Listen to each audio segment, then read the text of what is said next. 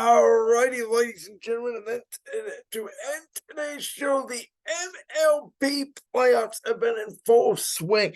Now, I have not talked about the MLB playoffs here on Brandon's World. I have talked a little bit of the MLB playoffs over on Championship Rings, which, of course, me and Josh Unger do in collaboration with Voltage Live, just like this podcast is every Tuesday at 6 p.m. Eastern Time. As always, that channel link will be in the description below.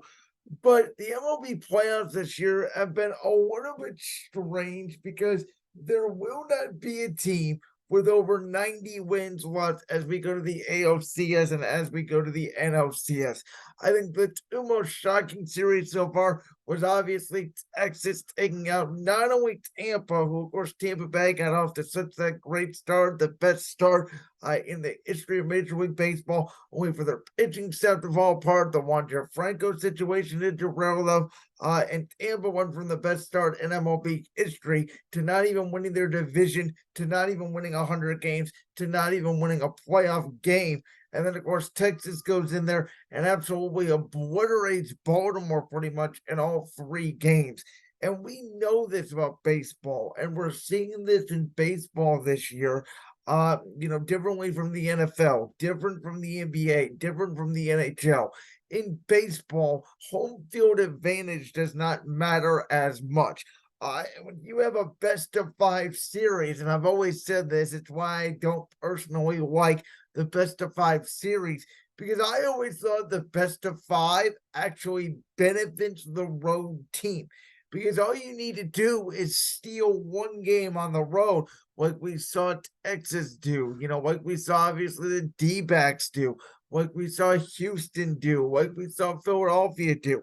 If you just steal one game on the road and you serve home, I mean, you have a chance to sweep or win the series in four games, especially if you win in game one. It really does put the home team at a disadvantage.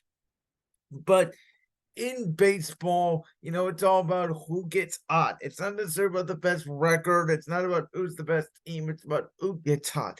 It's about time week hitting. It's about good managing. It's about great pitching, not only from your starters, but from your bullpen.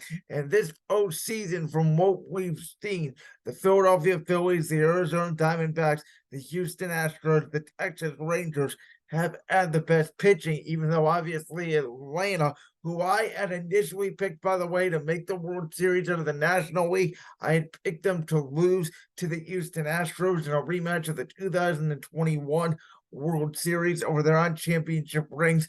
That was my World Series prediction. But now, in my opinion, it's looking like that we are going to get Houston versus Philadelphia, the first time we may have a World Series rematch since 1978, 1979, when the Yankees beat the Dodgers both years. It is the longest drought in the four major sports by far of championship series rematches. Of course, in the NFL, it was the 90s, Cowboys, Bills, NHL 2008, 2009, between the Pittsburgh Penguins, the Detroit Red Wings, and then in the NBA, it was obviously those Cavs Warriors 4 straight years. But Texas, a veteran manager, Bruce Bochy, Houston veteran manager, Dusty Baker. Obviously, I feel like those two very old school timey baseball guys. Dusty Baker just winning his first World Series last year in Houston. Bruce Bochy, the success that he had with the Giants, the Rangers, Astros rivalry. They were neck and neck in the AL West, along with the Seattle Mariners all season long. And I'm really looking forward to this series. I think Houston wins it in 6 games. It'll be very interesting to see Max Scherzer, Justin Verlander, former Tiger teammates, former Mets teammates earlier this season. Of course, Scherzer got dealt to Texas. Verlander, who has looked okay in the postseason, though not great, going to Houston. Very interested to see that series. Philadelphia just feels like a team on a mission. Obviously, losing the World Series last year, they struggled early on in the year. They've gotten hot as of late. They played the Braves later in the season, and they just have great pitching, and they can hit the ball out of the ballpark at every time. They just feel like they have momentum right now, where Arizona feels like a good story. Now they beat the Dodgers, swept them in the postseason. I still don't know if they're necessarily better talent-wise than the Dodgers, but again, it is all about who gets hot in the MLB postseason. This is why the baseball postseason is so fascinating, because we have games almost every single night, because the playoffs are only 30 days long, and because of the nature of baseball. And the other interesting portion of this is, Houston plays inside, Texas plays inside, Arizona plays inside. The Phillies now are the only team in Major League Baseball where if Philadelphia gets to the World Series, we may have to deal with a little bit of cold weather. In baseball, wow, we talk about, in the summer when the heat index is up, the ball flies out of the ballpark, and in October, you need better pitching and timely hitting because you're not going to be able to hit a lot of those home runs when the weather turns cold. The weather is not turned as cold this October. It's why we're seeing a lot of home runs hit. But I think the fact that Philadelphia is the only team now that plays outside in potentially cold weather when it gets to the World Series, that could be a factor. I'm very interested. I think Philadelphia can beat Arizona in 5 or 6 games. I think Houston, Texas goes down to game 6 or 7. Houston will have the home field advantage, and so will Philadelphia. Don't forget, it's a 2-3-2 series format in the MLB playoffs, which again, I always thought favored the road team because if you get, again, you steal game 1 or game 2 on the road, you have 3 straight home games with an opportunity to close it out in 5 games.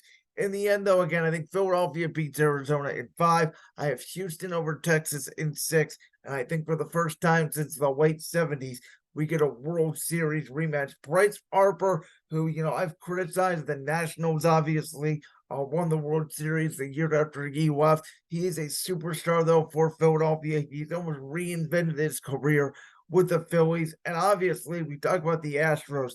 7 straight ALCS is unprecedented. You can say what you want about the cheating. Nobody respects their 2017 title, but at the end of the day, 7 ALCS appearances are impressive, and it's why until somebody legitimately knocks them off, I am picking them to at least reach the World Series. Like that clip from the Brands World podcast? If so, make sure you go down there and hit that subscribe button. While you're down there hitting the subscribe button, make sure to also hit the notification bell so you never miss another upload. And make sure you check out all the other clips from the Brands World podcast right here on YouTube.